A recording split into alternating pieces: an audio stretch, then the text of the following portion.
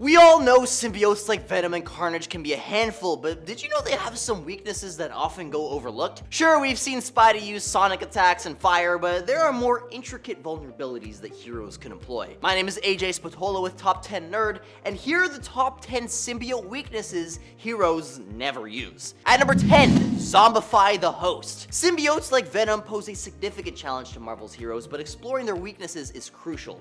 Take Venom's vulnerability if bonded with a zombified host. You see, when Eddie succumbs to the undead state in Marvel Zombies, the symbiote weakens, its own demise accelerated due to this unnatural pairing. The situation unveils a terrifying possibility: a zombified Venom, a hybrid threat capable of global infection before its ultimate demise. Marvel's recent King in Black event amplified public fear of symbiotes, sparking interest in eradicating them. Though strategies like symbiote bombs have been considered, a potential zombie virus remains kind of a risky alternative. It could eliminate symbiotes, but it risks cataclysmic consequences, potentially dooming the world.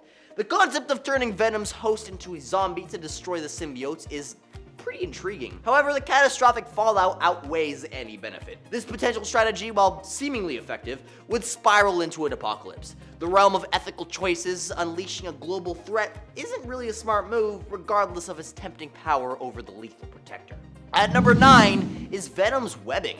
When we talk about symbiotes and their weaknesses, it's not just sound or fire, so let's delve deeper about these lesser known vulnerabilities. Take, for instance, the excessive use of certain abilities. You see, Venom's unique skill to shoot webbing isn't without consequence. While Spider-Man might manufacture his webbing separately, Venom's substance is integral to his being, which serves as both his body and a web-shooting agent. It's a double-edged sword because overusing it actually depletes his symbiote mass, weakening his overall form. Imagine if heroes exploited this lesser-known weakness, like causing Venom to shoot so many webs that he eventually depletes all of his venomous mass. If you're enjoying this video so far, you could support the channel by pressing like, subscribing to Top 10 Nerd, and ringing that notification bell. At number 8 are the Poisons. The Poisons are a separate alien race which hold a unique and terrifying sway over the symbiotes. You see, here the term Poisons isn't about toxic substances, but refers to a collective of other symbiotes more menacing and formidable than the infamous Clintar.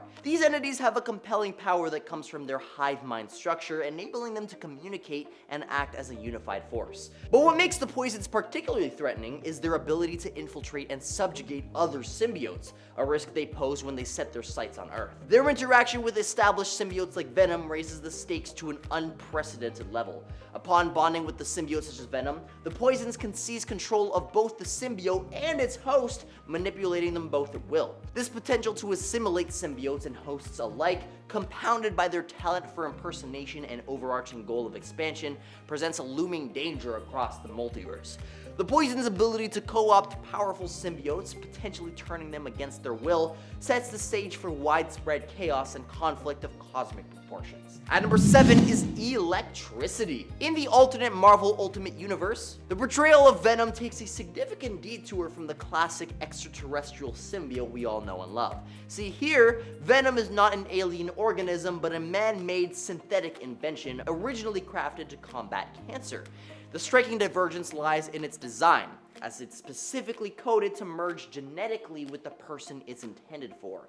Once the suit is worn, it integrates with the host. However, there's an intriguing aspect which arises in its vulnerabilities. If portions of the suit are separate and worn by incompatible individuals, they act as contagious agents, passing on the suit's properties. Yet here lies a peculiar weakness inherent in the suit, as it is susceptible to electricity. Small pieces can be eliminated by an electric shock, while the entire suit can be disabled, albeit requiring a more substantial electrical charge as the size of the piece increases. This adds a fresh layer of complexity to the Venom's weakness in the alternate universe. At number 6 is adrenaline. You know that thrill you get from being on a roller coaster or when you're in a nail-biting situation? That rush is called adrenaline. And here's the kicker. For Venom, it's not just a thrill, it's a necessity. You see, the Clintar, Venom species, thrive on this stuff. They feed on the adrenaline our bodies produce, and in some versions of the story, they bond with hosts until they drain them completely of this hormone. Eddie Brock Venom's human host had a unique situation. You see, his cancer threw his adrenaline production out of whack, making him an ideal long-term host for the symbiote. But here's the thing, heroes rarely, if ever, exploit this weakness. Imagine if they could manipulate or deplete the adrenaline of a host, potentially weakening the symbiote significantly. It's an untapped strategy in the superhero playbook, one that could potentially alter the fate of battles against these formidable foes. At number 5 are the Xenophages. In the vast landscape of superhero battles, there exist adversaries like the Xenophages that could pose a significant threat to even the mightiest symbiotes. Imagine this, these beings born in 90s comics present a unique challenge for symbiotes as Venom once discovered.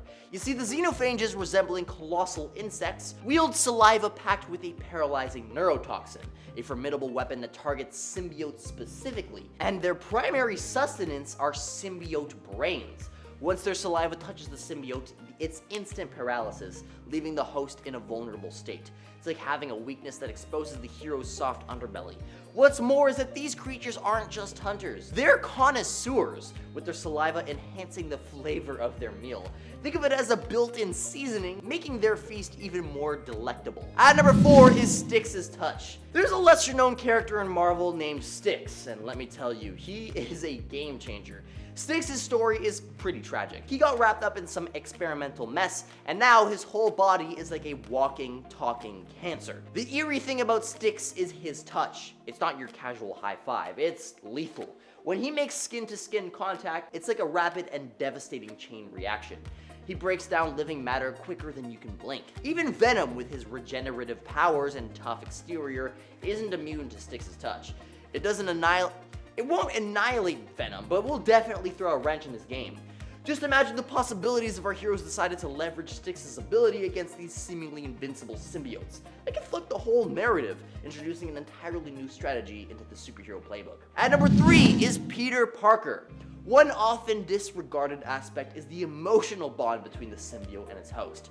Consider Venom, for example. His weakness extends beyond the stereotypical sonic waves or fiery attacks. It's his profound emotional tie, especially towards Peter Parker.